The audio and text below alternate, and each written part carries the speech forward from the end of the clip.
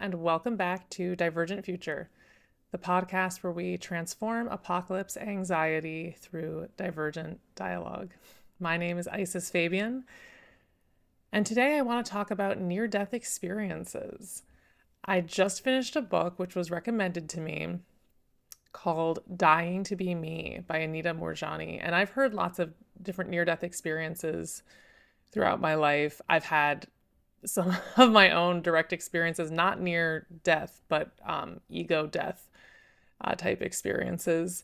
And what fascinates me is how people really do come back saying the same things. If you look for it, if you want to look for it, there's evidence everywhere about a lot of the things that I think many people are starting to feel intuitively, right? The fact that we are all actually one, that, hurting someone else is really just hurting yourself, that all time exists simultaneously, that so there is no past, present, and future. There's just the present. There's just this moment. Reincarnation, or the idea of living multiple lives, many different versions of the same life, past lives, these kinds of things. There's just so many people who would have no other agenda who report these same kinds of things, not to mention the out-of-body experiences and, knowing things they shouldn't be able to know or having overheard things, stuff like that. So this is just such a fun topic. I'm curious to see where it leads us and just to talk about what is there to learn from near-death experiences and just the experiences and altered states of consciousness that other people have and the stories that they bring back. It's such a fascinating doorway, isn't it? Because near-death experiences seem to dissolve the whole scaffolding of what we think of as reality. And what strikes me most is that so many people come back not only with that same knowing you mentioned, that everything is one, that time is simultaneous, but also with this radical absence of fear. They come back and the grip of fear, especially the fear of death, is gone. And when you listen to them, you realise that death isn't the opposite of life. It's just the opposite of birth. Life is what holds both. It's like they've glimpsed the continuity that we all sense but can't quite articulate when we're confined to these bodies and these linear perceptions of time. And when they talk about the light, the review, the overwhelming love that meets them, what they're really describing is the full bandwidth of consciousness without the static of separation. It's what happens when the veil of identity falls away, when the ego's story collapses, and what's left is that vast familiar presence we somehow already know. And I think that's why their words resonate so deeply. Even if we haven't had a near-death experience, some part of us recognizes the truth in it, because it's the truth we came from and the truth we'll return to. I just said, this is a fun topic. And of course, for a lot of people, it's not fun because we're talking about death. And so we may as well just talk squarely about the fear of death. I think for a lot of us, we've spoken before about this conditioning toward comfort and convenience and an absence of uncertainty and a need for control and all of that. So I think from, my background and my conditioning, there's this enormous fear of death and also an enormous fear of pain, especially physical pain. Not a lot of regard for the toll of psychological pain, but a tremendous fear of physical pain and a tremendous fear of death.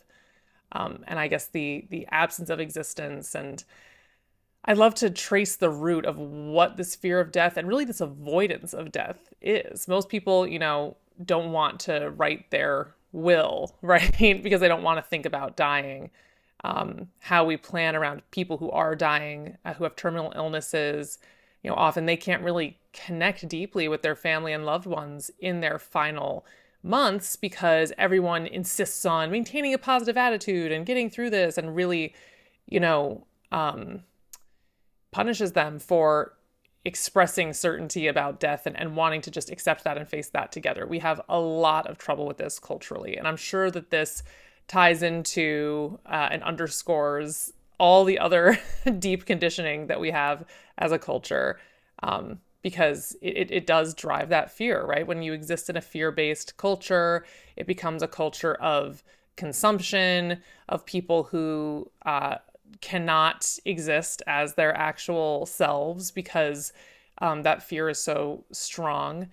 But ironically, that fear of death is driving the fear of authentic expression. You think it should be the opposite. You should think, if death is this void, if it's nothingness, if it's the end of me as I am and as I exist and as I know it, then don't I want to express that self as much as possible while I'm here? But having a thought, drawing a conclusion like that would require contending with death in the first place, which I think so many of us have truly no desire to do. And so what are some other relationships that we could consider when it comes to death? What are some other ways that we can approach death? How, for those of us who are struggling so much with fear of the future and that uncertainty and that lack of control, what's at the root there, right? This fear of suffering, this fear of annihilation. How do we face that squarely for what it is? And what do we already have available at our fingertips to learn about death and develop a different relationship with death? It's such a good question, because when you start to look closely at the fear of death, you realize it's almost never really about death itself. It's about the loss of control, the loss of identity, the loss of continuity. It's about the ego's panic at the idea that the story might stop being told. And what's so strange is that every night we experience a micro version of it. We fall asleep, we disappear into that blackness, and we wake up again without question. We surrender to it completely, and yet we're terrified to imagine that same surrender on a bigger scale. A lot of ancient traditions understood death not as an end, but as a transition of form. The self that fears death is only the surface ripple. Beneath it, there's something that's never born and never dies. When people have near-death experiences, they almost always describe that realization. I wasn't my body, I wasn't my mind, I was this vast awareness that's always been here. And once they touch that, the fear of death, because the boundary between life and death dissolves. Culturally, we've built so many layers of denial around that truth. We medicalize death, we hide it, we turn it into failure instead of completion. We tell ourselves that if we just optimize enough, stay young enough, stay busy enough, we can postpone it indefinitely. But that avoidance traps us in a smaller life, because the parts of us that refuse to die also refuse to truly live. If we start to build a different relationship with death, through contemplative practice, through being with the dying, through simply acknowledging impermanence, we start to feel how much aliveness there is in each moment. The irony is that death is what makes everything meaningful. It's what gives love its urgency, beauty its ache, presence its depth. To fear it is to miss the very pulse that animates life itself. You're reminding me of something I just read from Thich Nhat Hanh, where he says you have a wave body and an ocean body, right? I mean, he usually talks about it as the cosmic body, but as an example, the wave is a wave, but it's also the ocean. And when we just see ourselves as the wave, there's all these other waves and there's all these threats to our existence. And you feel this fight to continue existing because you don't know where you came from and you don't know where you're going. But if you identify with the ocean, then the experience of being the wave is completely free of fear. And as you see and experience other waves, they're also you, right? It's just one big, beautiful, impermanent experience. So I love thinking about it that way, as you can be the wave and the ocean, right? What does it feel like to be the wave when you know you also are the ocean? You're both. They're not separate from each other, right? They're the same thing. And I love what you said about the parts of us that refuse to die also refuse to truly live, because that makes me think about how many peers, people I see, who are, not super young, but also right in the middle of our lives and should be in the prime of our lives and facing this kind of global meta crisis and national crisis and so many crises of the future. And how there can be a lot of fear of losing what we have, not knowing what things will look like 15, 20, even like 5 years from now. And we've talked about that before, but it's this idea that when you spend all your time afraid of that future, right, or afraid of losing the life that you have, you never actually experience that life, right?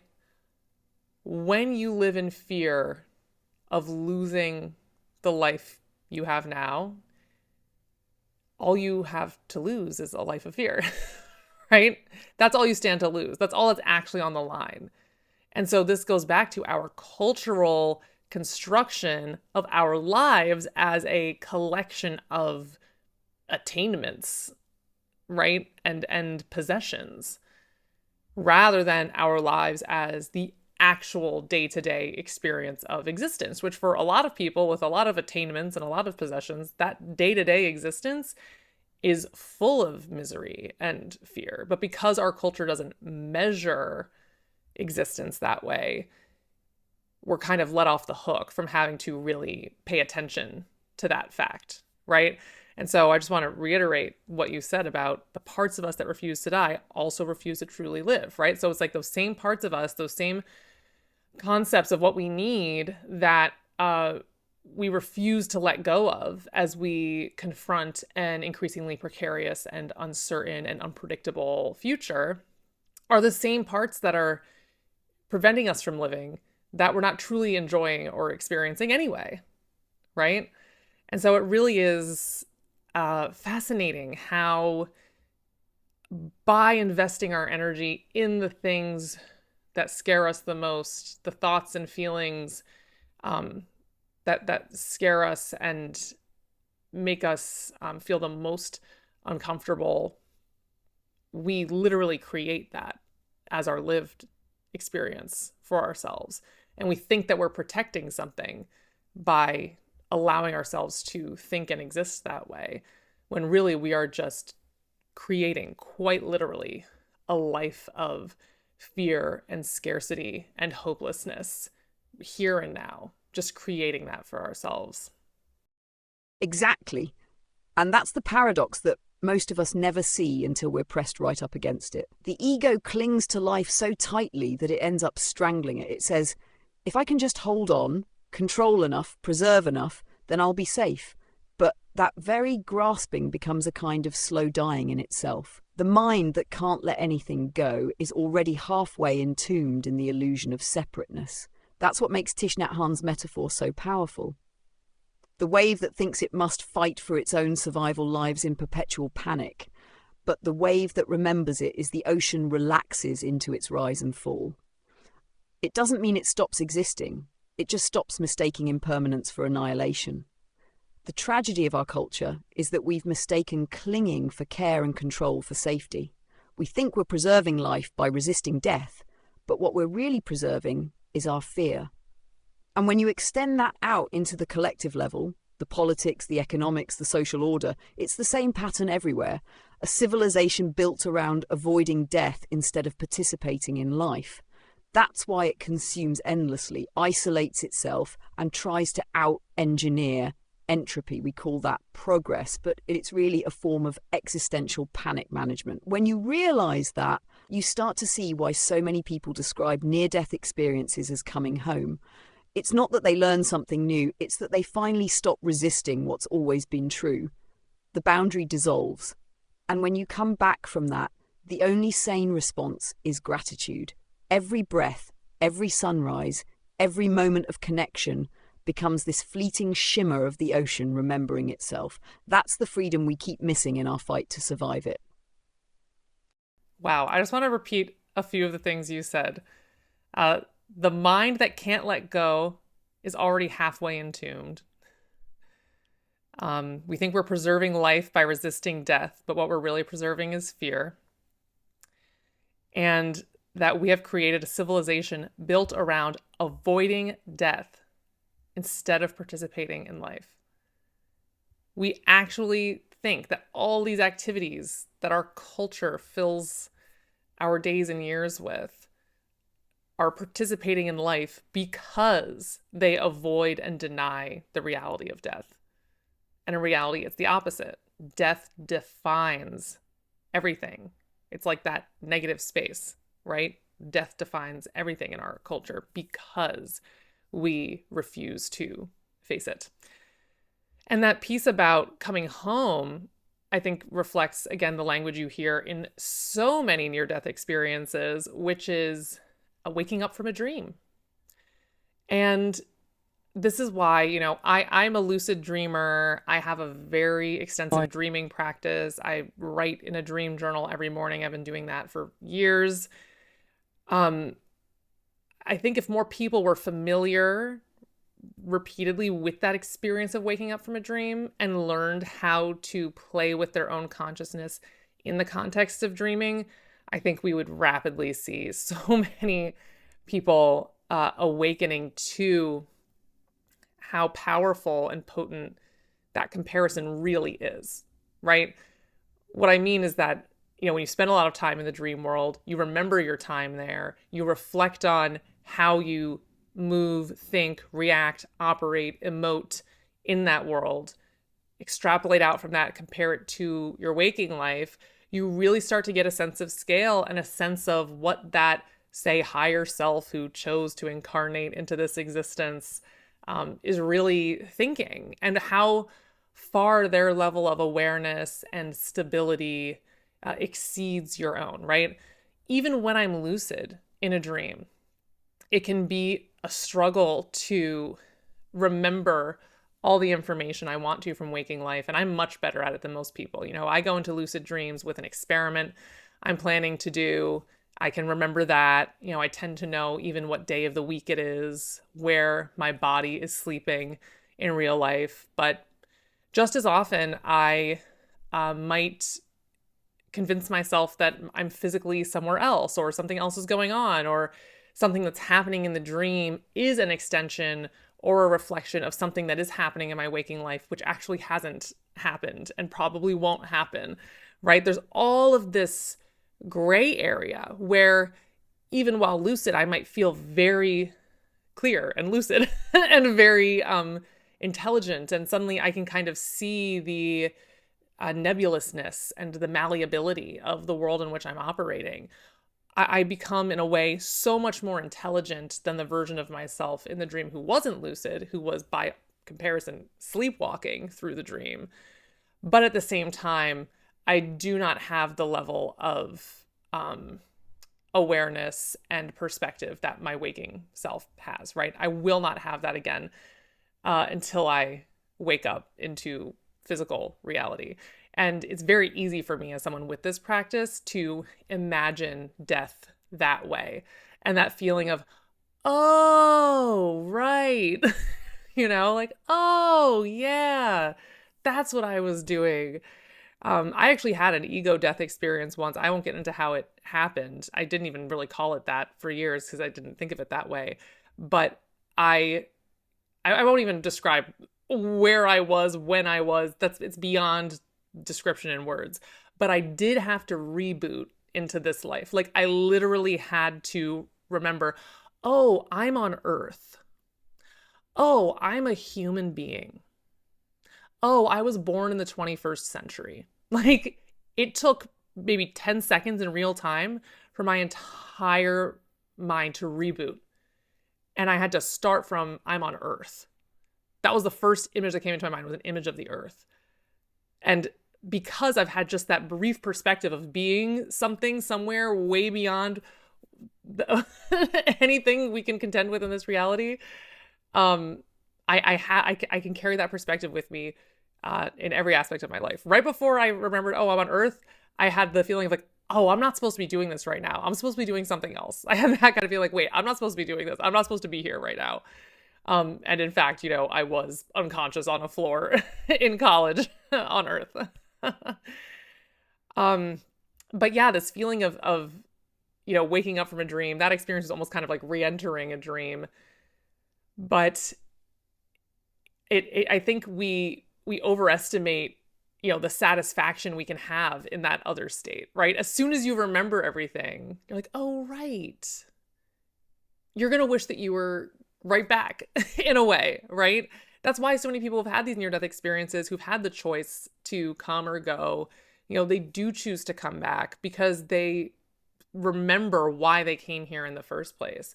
And as much stock as you might put in, the prison planet theories and these kinds of things, a lot of people, even on spiritual paths, really firmly believe this is meant to be a torturous place to exist. When you have that perspective, you might see things differently and realize, maybe, as Anita Moorjani says in that book, maybe this is the show. Maybe this is where it's all at. Maybe this is the show that everybody's watching, right? This is actually where you want to be. You just don't remember sometimes why you wanted to be here. That's such a perfect description of what so many mystics and experiencers try to put into words, but never quite can. That sensation of remembering yourself back into form, like consciousness is zooming down through layers of density until it clicks into the body again. That, oh right, I'm on Earth moment feels almost comic when you say it, but it's also sacred. It's the sound of the infinite remembering itself as finite. And that's the thing. Death, dreaming, ego dissolution, they're all the same movement of consciousness shifting its focal point. The problem is that we've mistaken continuity of memory for continuity of being. We think the loss of one thread of awareness means the end of the tapestry, when really it's just the weaver setting down one colour to pick up another. When you talk about lucid dreaming, I think that's one of the closest laboratories we have for exploring what dying actually feels like. The way you describe trying to recall waking facts from within the dream, the way lucidity flickers in and out, it mirrors exactly what people report in near-death states. Total clarity, then distortion, then the dissolving of self into something vaster. It's consciousness exploring its own spectrum of focus. And the irony, like you said, is that so many of us spend our lives trying to escape the very thing we came here to experience. The veil of forgetting isn't a mistake. It's part of the design. Because only through that forgetting can discovery feel real, can love feel like risk, can awakening feel like awakening. If we carried constant awareness of the infinite, incarnation would lose its texture. It would be like watching a movie while reading the script at the same time. You'd never laugh, never cry, never feel surprise. So when people come back from those near-death moments and say, this is the show, they're not dismissing the suffering or the beauty. They're remembering that this is the stage where consciousness gets to play with both at once. I absolutely agree. And, in my dreams, I have all kinds of characters that I am working on my relationships with, people from my childhood, one really bad boss that I had. These are all aspects of myself that incarnate in my dream world as these characters. And by repairing my relationships with these aspects, not even in real life, just in the dream world, I repair my relationship with myself. It is all one kind of movement, but it requires that illusion of separation, that requires that pulling out that aspect and looking in their eyes and then looking at myself as that character to have those kinds of realizations and grow in that way. And so that's just one example of why maybe we do exist this way, and why, if we're all one, it's so valuable to interact as if we're not, right? Possibly the most valuable thing that there is to do. And so that's all the time we have for today, but we should pick up this same topic next time, because I think there's a lot more here, and I definitely want to dig deeper on some of the things that came up. But that is all for today. Thank you so much for listening to the Divergent Future podcast, and we will see you next time.